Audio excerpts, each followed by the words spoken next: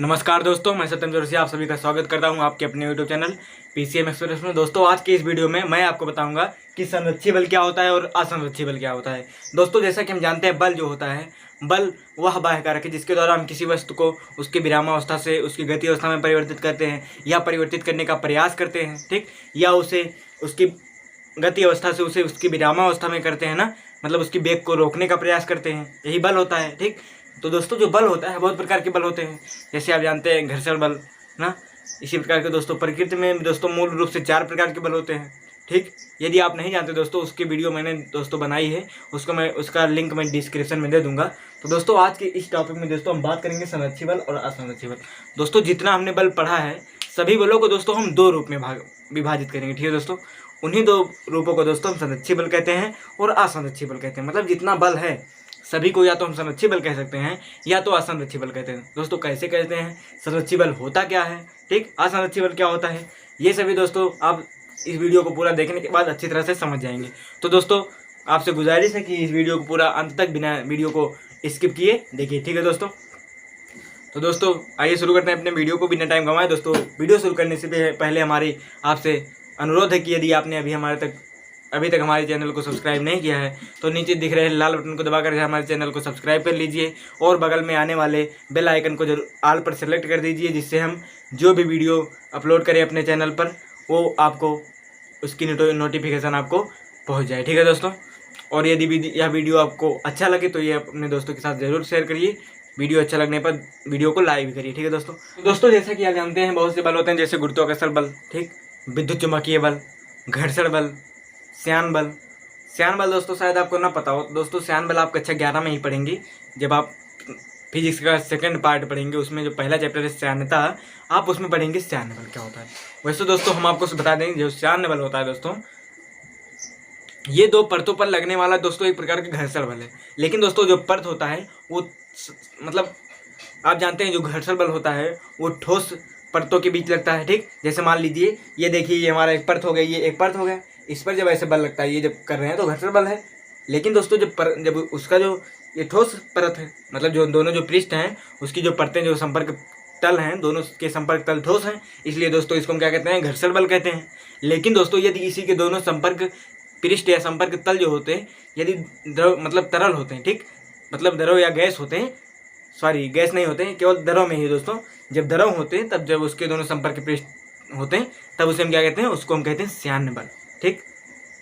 जिस प्रकार से दोस्तों घर्षण बल दोनों ठोस के पृष्ठों से उसके बल में दोस्तों कमी करने का प्रयास करता है, मतलब उसकी गति को धीमा करता है, उसी प्रकार से दोस्तों जो हमारा श्यान बल होता है वो भी उसके गति का विरोध करता है, ठीक है दोस्तों। जैसा कि हम आपको ब्लैक बोर्ड पर कुछ मतलब व्हाइट बोर्ड पर कुछ समझाते हैं। जैसे मान लीजिए दोस्तों, ये मान लीजिए कोई पृष्ठ हो गया, ठीक, ये मान लीजिए कोई ठोस पृष्ठ है, ये ठोस पृष्ठ है, ठीक, ये ठोस पृष्ठ हमारा हो गया।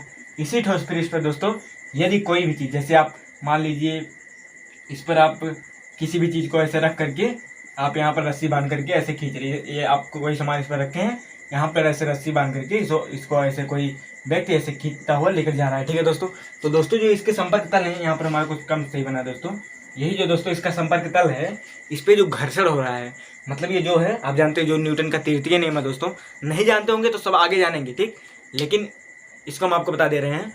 दोस्तों, जो न्यूटन का तृतीय नियम है दोस्तों, क्रिया प्रतिक्रिया का नियम, उस नियम के अनुसार दोस्तों आप जानते हैं जब कोई क्रिया के मतलब न्यूटन के अनुसार सभी क्रिया के विपरीत उसके समान तथा विपरीत प्रतिक्रिया होती है। मतलब यदि आप कोई कार्य कर रहे हैं, ठीक, तो इसे यदि मैं इस वस्तु से इस पर लिख रहा हूँ, ठीक, जैसे मैं यदि इस पर ऐसे दबा रहा हूँ तो जो मैं इसको दबा रहा हूँ इस पर, तो इससे व्हाइट बोर्ड भी इस पर दबाता है, ठीक। लेकिन दोस्तों इसकी दिशा उधर है तो जो उसको दबाएगा तो विपरीत दिशा होगी, ठीक, केवल दिशा का अंतर होता है। इसी प्रकार से दोस्तों जो क्रिया प्रतिक्रिया का नियम है इस पर भी लागू होना चाहिए और लागू होता भी है। उसी दोस्तों क्रिया प्रतिक्रिया के नियम के कारण ही जो ये होता है, दोनों जो संपर्क तल हैं एक दूसरे पर दोस्तों घर्षण बल लगाते हैं। घर्षण बल मतलब दोनों एक दूसरे से घर्षित होते हैं ना, मतलब रगड़ते हैं, इसी रगड़ने के कारण जो उत्पन्न बल होता है दोस्तों, जैसे जब आप इस पर खींच रहे हैं तो ये जो इधर जा रहा है, मतलब थोड़े समय के बाद जो यहाँ पर है, मान लीजिए थोड़े समय के बाद दोस्तों ये जो सामान हमने इस पृष्ठ से लेकर जा रहे थे वो यहाँ से लेकर के, ठीक, यहाँ से जो था पहले ए पर था, फिर ये बी पर आ गया। तो दोस्तों जब यहाँ से यहाँ पर जब आया तो उसमें उसको कुछ कार्य करना पड़ा होगा, ठीक। जब ये कार्य किया गया, जो यहाँ से यहाँ पर लाने में जो कार्य किया गया, ये दोस्तों मतलब बल लगाया गया, ठीक। बल लगाने से ही कार्य हुआ, ठीक। जब बल लगाया गया और इसको जब विस्थापन किया गया तो वही कार्य हो गया। लेकिन दोस्तों कार्य करने जब हमने कार्य किया तो कुछ कार्य दोस्तों हमने जो इसका घर्षण बल है उससे उसको मुक्त करने के लिए भी किया, ठीक। जैसे जो घर्षण बल है, यदि ये घर्षण बल ना होता दोस्तों तो हमें कुछ कार्य और कम करनी पड़ती कार्य, ठीक। तो दोस्तों यही जो घर्षण बल होता है इसी को दोस्तों हम कहते हैं क्या, असंरक्षी बल। दोस्तों कैसे कहते हैं ये तो दोस्तों हमने केवल आपको अभी बताया है जब आप इसको खींचते हैं, ठीक। जिस प्रकार से दोस्तों ठोसों के बीच ये होता है उसी प्रकार से द्रवों के बीच होता है, उसी प्रकार से दोस्तों गैसों के बीच होता होगा, ठीक। जो द्रवों के बीच होता है उसके परतों के बीच, जैसे मान लीजिए कोई यदि मान लीजिए एक द्रव का परत ये हो गया, ठीक, और दूसरे द्रव का परत ये हो गया। हाँ दोस्तों जब आप पढ़ेंगे द्रवों का रेखीय प्रभाव या द्रवों का क्रांतिक वेग, रेखीय प्रवाह, ये सब जब आप पढ़ेंगे तरलों का, तब दोस्तों आप ये समझेंगे, ठीक। ये भी दोस्तों फिजिक्स के पार्ट सेकंड में ही आप पढ़ेंगे। तो जो ये इसका होगा दोस्तों, जब एक के ऊपर दूसरा चलता है दोस्तों, तो जब चलता है तो वो भी परतें, जैसे आप देखते होंगे जो पाइप वाइप में जो प्लास्टिक की पाइप होती है हम अपने बोरिंग में बांधते हैं, खेत में कर देते हैं, तो पानी जाते हुए आप देखते होंगे तो उस पर पानी ऐसे जाती हुई दिखाई देती है। आप ध्यान से यदि देखेंगे दोस्तों, जो नीचे की परत होती है जल की वो नहीं जाती हैं, वो स्थिर रहती हैं। उनकी गति दोस्तों होती है लेकिन बहुत स्लो होती है। लेकिन दोस्तों जो ऊपर की परतें होती हैं वो ज़्यादा तीव्र गति से कार्य करती हैं। तो वही दोस्तों जब कार्य कर रही हैं एक दूसरे के ऊपर, ठीक, वो दोस्तों जो परत चल रही है उसमें भी कुछ घर्षण बल लग रहा है, लेकिन दोस्तों वो द्रव है इसलिए उसका जो पृष्ठ है मतलब संपर्क तल जो है वो द्रव का संपर्क पृष्ठ है, ठीक। इसलिए दोस्तों उसको हम कहते हैं श्यान बल, ठीक। इस प्रकार से दोस्तों आप जानेंगे जो श्यान बल होता है क्या होता है। ये तो दोस्तों हमने आपको श्यान बल को समझाने के लिए बताया। अब दोस्तों आइए हम बात करते हैं अपने संरक्षी बल और असंरक्षी बल। दोस्तों संरक्षी बल और असंरक्षी बल को बताने में सबसे पहले हम आपको बताएंगे असंरक्षी बल क्या होता है। तो दोस्तों ये वीडियो बहुत ही इंपॉर्टेंट है। आप इसको जब कक्षा 11 की पढ़ेंगे उसमें जब आप पढ़ेंगे कार्य ऊर्जा और सामर्थ्य नाम का एक चैप्टर इकाई 4 है, जब चौथी इकाई को आप पढ़ेंगे जिसका नाम कार्य ऊर्जा और सामर्थ्य है, तब आप उसमें इस टॉपिक को पढ़ेंगे, ठीक है दोस्तों। तो दोस्तों उम्मीद करूंगा कि यह वीडियो आपको अच्छा लगेगा। यदि वीडियो आपको अच्छा लगे तो आप जानते हैं क्या करना है, आपको जरूर करिए दोस्तों असंरक्षी बल, ठीक। अब देखिए दोस्तों हम आप बात करते हैं बल की। इसको दोस्तों हम इंग्लिश में कहते हैं नॉन कॉन्जर्वेटिव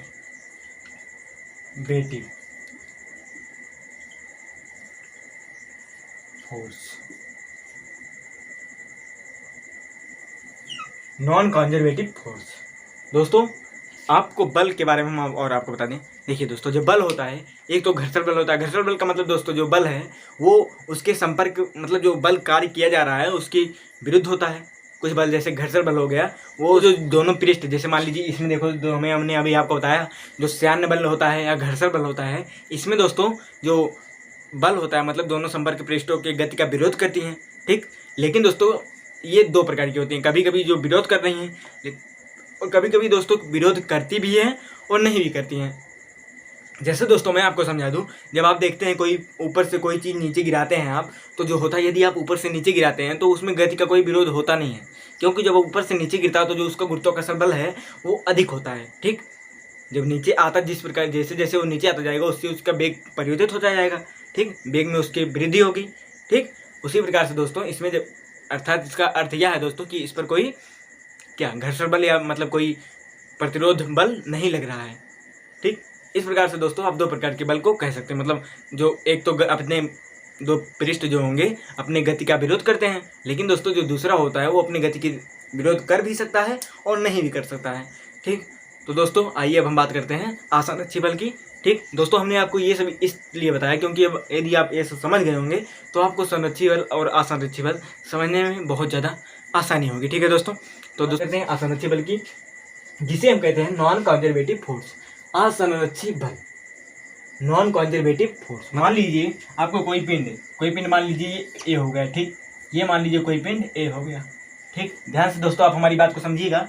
और दोस्तों ये मान लीजिए कोई ऐसे किसी सतह पर रखा गया है ना, ये कोई सतह मान लीजिए दोस्तों बी हो गया। दोस्तों हम आपको समझाने की पूरी कोशिश करेंगे, केवल आपको समझना होगा, ठीक है दोस्तों। ये दोस्तों कोई सतह हमारे बी हो गया। तो दोस्तों जब हमें ए से लेकर के मान लीजिए दोस्तों ये कोई पिंड है और ये कोई दूसरा पिंड है। इस पिंड को दोस्तों हमें यहाँ से लेकर के यहाँ तक ले जाना है। मतलब इसकी प्रारंभिक स्थिति मान लीजिए ये ए है, हमें इसे ए से लेकर के बी तक लाना है, यहाँ पर लाना है बी पर। ए से हमें इसको बी तक लाना है। तो दोस्तों ए से यदि हम बी पर इस पर लाएंगे तो हम इस पर कुछ बल को हमें कार्य करना पड़ेगा, बल के द्वारा हमें कार्य करना पड़ेगा। ठीक, देखिए दोस्तों ध्यान से आप समझिएगा हमारी बातों को, केवल आप समझने की कोशिश करिएगा, आप समझ जाएंगे दोस्तों अच्छी तरह से। बहुत सरल है दोस्तों ये। अब देखिए दोस्तों, जब आप इसको यहाँ से यहाँ तक लाते हैं, ठीक, जब आप इस वस्तु को यहाँ से यहाँ पर लाएंगे तब आपको कुछ कार्य करना पड़ेगा। और दोस्तों जब आप इस पर कार्य करेंगे, आप जानते हैं जो इसकी जो सतह है एक दूसरे पर रगड़ करेंगे। दोस्तों हम आपको बता दें एक मतलब घर्षण रहित, इसमें घर्षण तल है। मतलब यदि आप इस पर चलेगा तो कोई घर्षण होगा। ठीक है दोस्तों, तो दोस्तों जब ये चलेगा तो कोई उसके घर्षण के कारण वो बल का विरोध करेंगे दोनों सतह उसकी। तो दोस्तों उसके बल के विरोध जो करेंगे उसके लिए दोस्तों हमें कुछ और बल को कार्य करना पड़ेगा, मतलब कुछ और बल लगाना पड़ेगा। वही दोस्तों जो हम और बल लगाते हैं, ठीक, वो दोस्तों जब और बल हम लगाएंगे इसकी स्थिति मतलब उष्मा में और उसकी ऊर्जा में परिवर्तन करने में व्यय हो जाता है। और दोस्तों जो आप जानते हैं जब उसकी ऊर्जा परिवर्तन तथा उष्मा में परिवर्तन करने में जब वो व्यय हो जाएगा तो उसको हम उस कार्य को मतलब जो कार्य उसके लिए किया गया उसको हम दोबारा संरक्षित नहीं कर सकते। मतलब उसको यदि हम चाहें कि दोबारा उसको हम उत्पन्न कर लें, मतलब यदि जैसे देखिए हम इसको यहाँ से यहाँ तक लाएं, ठीक, जब इस बिंदु को हम यहाँ से यहाँ लाएं, मान लीजिए ये पहली स्थिति है, यहाँ पर है, ठीक, इसको हम लिख सकते हैं पहली स्थिति। ये पहली स्थिति है दोस्तों, ये पहली स्थिति है। और देखिए दूसरी स्थिति दोस्तों यही पिंड में देखिए इस वस्तु को ए से यहाँ देखो बी पर आ गया है। ये जो पिंड था वो ए से बी तक आ गया, ये दूसरी स्थिति हमारी। ठीक है दोस्तों, पहले हमने दोस्तों ए से बी पर लाया, देखिए ये यहाँ पर ए है और ये यहाँ पर बी है ना। देखिए दोस्तों जब हमने जब कार्य करके यहाँ से यहाँ पर लाया, ठीक, मान लीजिए दोस्तों हमने डब्लू कार्य किया, ठीक, तो जब डब्लू वर्क किया हमने, W1 कह सकते हैं आप इसको। अब देखिए हमें कुछ और कार्य करना पड़ा इसके, जो क्या कहा जाता है दोस्तों इसको, मतलब उसको व्यय करने के लिए जब हमने इसको यहाँ पर लाया तो इसको जो घर्षण बल है उसकी घर्षण बल के कारण दोस्तों हमें कुछ अन्य कार्य भी किया, अतिरिक्त कार्य को भी करना पड़ा, ठीक, जिससे हमें अतिरिक्त बल को भी खर्च करना पड़ा। तो दोस्तों जिससे यहाँ पर आ गया। तब दोस्तों यदि हमें यहाँ इस बल को जैसा कि हमने आपको अभी बताया कि हम इसको संरक्षित नहीं कर सकते हैं, तो दोस्तों संरक्षित करने का मतलब इसको पुनः हम प्राप्त नहीं कर सकते हैं। जैसे देखिए इसको हमने इसकी प्रारंभिक स्थिति से दूसरी स्थिति में लाया, मतलब पहले तो इसकी स्थिति ए पर थी, फिर इसकी स्थिति बी पर हो गई। लेकिन दोस्तों यदि हम अब इसको चाहें कि इसको स्थिति बी से पुनः स्थिति ए पर करके इसको जो हमने अतिरिक्त जो ऊर्जा हमारी व्यय हुई, अतिरिक्त जो हमने कार्य किया उसको यदि हम वापस ले आएँ तो ऐसा दोस्तों इम्पॉसिबल नहीं है। ठीक, मतलब ये नहीं होगा। ठीक, जैसे कि मान लीजिए ये दूसरी स्थिति होगी, फिर यदि हम सोचें दोस्तों कि इसको हम पुनः इसकी प्रारंभिक स्थिति पर ला करके प्रारंभिक स्थिति पर ला करके इसके जो अतिरिक्त कार्य किया गया उसको हम इकट्ठा कर लें, तो दोस्तों ये नहीं होगा। मतलब दोस्तों जब आप इसको पुनः जब इसको यहाँ से वहाँ पर ले जाएंगे, पुनः आपको अतिरिक्त कार्य मतलब करना पड़ेगा, जिससे आपकी अतिरिक्त ऊर्जा व्यय होगी। ठीक, इससे दोस्तों आपको कुछ एक समझ में आ जाना चाहिए कि दोस्तों ये जो घर्षण बल हमारा है, ठीक, ये क्या है दोस्तों कि जो इसको दोस्तों जो हम कर रहे हैं एक स्थान से जो हम इसको दूसरे स्थान पर ले जा रहे हैं, तो दोस्तों ये जो है इसके अतिरिक्त बल को कार्य करना पड़ कुछ अतिरिक्त बल को लगाना पड़ रहा है और कुछ अतिरिक्त कार्य करना पड़ रहा है ना दोस्तों। और दोस्तों जो ये अतिरिक्त कार्य किया जा रहा है इसको हम दोबारा संरक्षित भी नहीं कर सकते, है ना। इसलिए दोस्तों संरक्षित का मतलब आप समझ गए कि मतलब उसको हम पुनः प्राप्त नहीं कर सकते हैं। ठीक, इसलिए दोस्तों जो इस बल को है दोस्तों हम क्या कहते हैं, इसलिए हम इसको असंरक्षित बल कहते हैं। ठीक, असंरक्षित मतलब असंरक्षित बल मतलब इसको पुनः हम इसके जो इस बल को मतलब इस बल से जो हमने कार्य किया है, बल के द्वारा बल लगाकर जो हमने कार्य किया है, उस कार्य को हम पुनः संरक्षित नहीं कर सकते हैं। ठीक है दोस्तों, ये हमारा हो गया क्या, असंरक्षित बल हो गया। तो दोस्तों जो असंरक्षित बल के आप उदाहरण को समझ सकते हैं। असंरक्षित बल में दोस्तों आपको हम बता दें कि वही सभी बल आएंगे दोस्तों जिसमें दो सतहों के मतलब दो पिंडों के आप कह सकते हैं, दो पिंडों को जब आप किसी दो सतहों पर गति कराएंगे। जैसे एक सतह के ऊपर यदि आप दूसरे सतह को करेंगे, जैसे देखिए दोस्तों हमने जो आपको श्यान बल बताया उसमें भी दो सतहें होती हैं, और जो हमने घर्षण बल बताया उसमें भी दो सतहों के बीच घर्षण बल होता है ना। तो वही दोस्तों, जो जितने भी पृष्ठ मतलब 2 पृष्ठ एक के ऊपर कोई पृष्ठ चलेगा, जितने भी उस प्रकार के बल होंगे, सभी बल जो दोस्तों होंगे एक दोस्तों होता है वैद्युत शैथिल्यता। ठीक, वैद्युत शैथिल्यता दोस्तों आप कक्षा 12 में पढ़ेंगे इसको। ठीक, यहाँ पर दोस्तों आप उसके बारे में जानने की कोशिश नहीं है, लेकिन आप ऐसे समझे रहिए कि जो वैद्युत शैथिल्यता होती है दोस्तों, ये भी एक प्रकार की दोस्तों क्या है, संरक्षित मतलब असंरक्षित बल है। तो दोस्तों आपको अब समझ में आ गया होगा कि समझ में आ जाना चाहिए अब तक कि असंरक्षित बल क्या होता है। हमने तो दोस्तों पूरी प्रयास किया आपको समझाने के लिए। दोस्तों अब हम आपको बताएंगे कि संरक्षित बल क्या होता है। ठीक है दोस्तों, संरक्षित बल क्या होता है। संरक्षित बल क्या होता है, संरक्षित बल को दोस्तों आप क्या कहेंगे, कॉन्जर्वेटिव फोर्स, मतलब जिस बल से किए गए कार्य को हम पुनः प्राप्त कर सकें। ठीक है दोस्तों, प्राप्त कर सकें। अब देखिए दोस्तों, तो दोस्तों अब हम बात करेंगे संरक्षित बल के बारे में। तो दोस्तों जैसा कि हमने अभी आपको शुरुआत में बताया कि 2 बल होते हैं। कुछ बलों की प्रकृति दोस्तों इस प्रकार की होती है कि आप उसे मतलब वो अपनी 2 पृष्ठों के संपर्क तलों के बीच उस अपने गति का विरोध करती हैं। लेकिन दोस्तों कुछ बल हमने आपको बताया कि वो जो होती हैं अपनी गति का विरोध नहीं करती हैं, बल्कि अपनी गति की ओर मतलब अनुदिश कार्य करती हैं ना, और जबकि कुछ उसके विरोध भी कार्य करती हैं। जैसे दोस्तों आपको हमने समझाया भी था, जो गुरुत्वाकर्षण बल होता है दोस्तों, इसमें जब आप कोई भी पिंड ऊपर से नीचे गिरता है तो मतलब वह उसकी अनुदिश कार्य कर रहा है। लेकिन दोस्तों जब नीचे से आप उसके ऊपर को भेजते हैं तो उसके विरुद्ध कार्य होता है। ठीक, तो इस प्रकार से दोस्तों जो संरक्षित बल होता है उसको हम जानते हैं। जैसे कि दोस्तों देखिए, पहले तो हम आपको बता दें जो संरक्षित बल होता है दोस्तों, मतलब इससे शब्द से ही पता चल जाता है संरक्षित बल। संरक्षित बल, संरक्षित में दोस्तों होता है संरक्षित ना बल मतलब बल।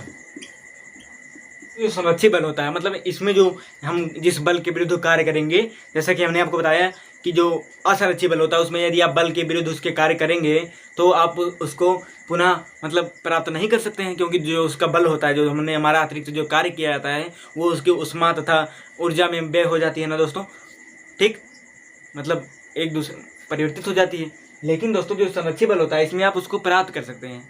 ठीक, उसको मतलब जो बल हम अतिरिक्त बल कार्य करेंगे, अतिरिक्त बल का मतलब कैसे, जैसे जब आप किसी पिंड को नीचे से ऊपर की तरफ फेंक रहे हैं, ठीक, तो जब आप नीचे की ऊपर की तरफ फेंक रहे हैं तो उसमें कुछ अतिरिक्त बल, उसके जो वायुमंडल है दोस्तों उसमें भी कुछ वो क्या करता है दोस्तों, प्रतिरोध करता है। तो जो उसको प्रतिरोध के द्वारा जो अतिरिक्त बल कार्य करना पड़ रहा है, हमें जो कार्य को करना पड़ रहा है उसको दोस्तों हम प्राप्त कर सकते हैं। लेकिन दोस्तों बस हमें यह करना पड़ेगा कि जब मतलब उसको हम उसकी प्रारंभिक स्थिति से जब दूसरी स्थिति में परिवर्तित किए हैं, फिर उसको दूसरी स्थिति से प्रारंभिक स्थिति में लाना पड़ेगा। जैसे देखिए दोस्तों, मान लीजिए कोई पिंड यहाँ पर ए है, जैसा कि हमने अभी आपको बताया। मान लीजिए इसको आप ऐसे ऊपर की तरफ फेंक रहे हैं, बी तक फेंक रहे हैं।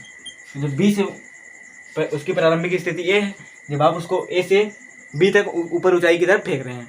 ठीक, तो दोस्तों जब आप जानते हैं जब कोई किसी पिंड को हम ऊपर की तरफ फेंकते हैं तो गुरुत्वाकर्षण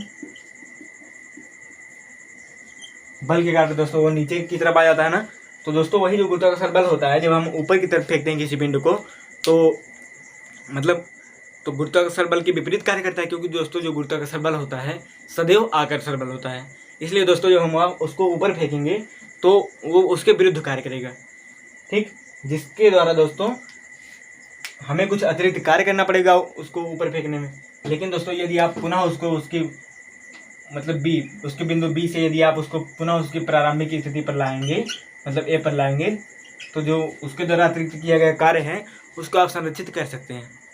ठीक, मतलब आपको उतना कार्य नहीं करना पड़ेगा, क्योंकि जो आप जितना आप उसको अतिरिक्त कार्य करना पड़ा वो कार्य अतिरिक्त नहीं करना पड़ेगा, बल्कि उतना आपको जो आपने कार्य करने में ऊर्जा व्यय की उसको आप प्राप्त कर सकते हैं। ठीक, इस प्रकार से दोस्तों ये जो बल होते हैं इसको हम असंरक्षित बल, इसको हम संरक्षित बल कह सकते हैं। ठीक है दोस्तों, अब देखिए ये आप समझ गए होंगे। ये दोस्तों ये आपने समझ गए होंगे कि जो गुरुत्वाकर्षण बल होता है क्या एक प्रकार का संरक्षित बल है। इस प्रकार से दोस्तों आप इसको संरक्षित कर सकते हैं। इसके द्वारा जो उसके बल में मतलब जो अतिरिक्त कार्य किया जा रहा है, उसको जो अतिरिक्त कार्य करने के लिए जो हमारी ऊर्जा व्यय हो रही है उसको आप पुनः संरक्षित कर सकते हैं। केवल क्या करना पड़ेगा, हमें उसको उसकी अंतिम मतलब द्वितीय स्थिति या अंतिम स्थिति से उसको प्रारंभिक स्थिति में उसको लाना पड़ेगा। ठीक, इस प्रकार से दोस्तों इससे इसकी ऊर्जा को आप संरक्षित कर सकते हैं। और दोस्तों हम आपको बता दें जो संरक्षित बल होता है दोस्तों, ये देखिए ये मान लीजिए कोई हमारा पिंड ए है, यहाँ से यदि हम किसी वस्तु को फेंक रहे हैं यहाँ पर, ऐसे फेंक रहे हैं यहाँ पर, ठीक, ये इसकी प्रारंभिक स्थिति और अंतिम स्थिति बी हो गई है, ठीक। ये इन दोनों स्थितियों के बीच दोस्तों अब हमें क्या करना है, बल। तो दोस्तों ये जो होगा ये बल, ये इस बात पर निर्भर नहीं करेगा कि इसका पथ कैसा है, ठीक। जो संरक्षित बल होगा दोस्तों ये इस बात पर निर्भर नहीं करता है कि इसका पथ कैसा है, क्योंकि दोस्तों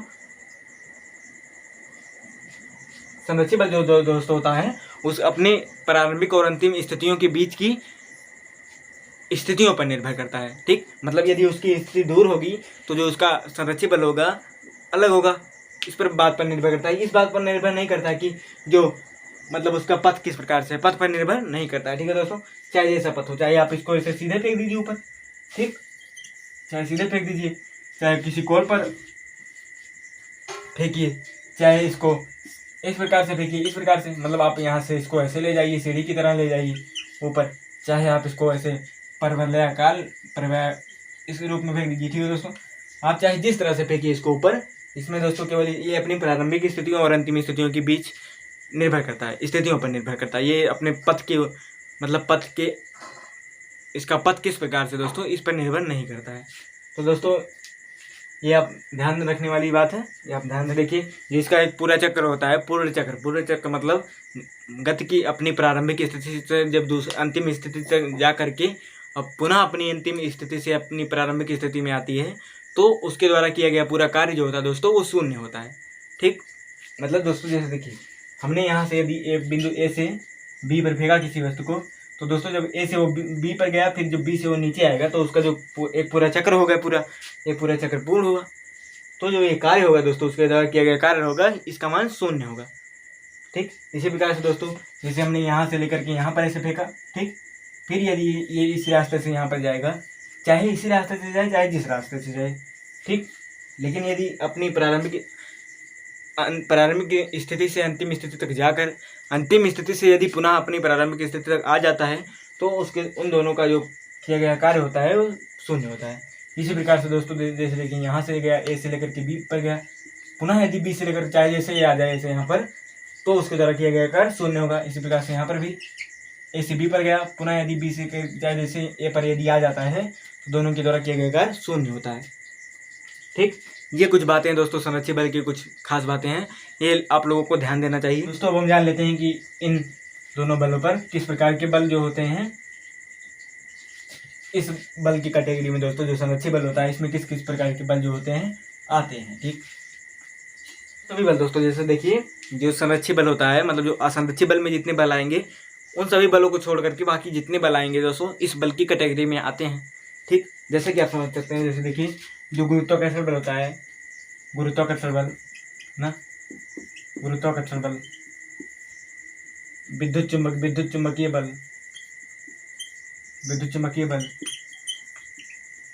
ठीक। इसी प्रकार से दोस्तों बहुत से बल हैं।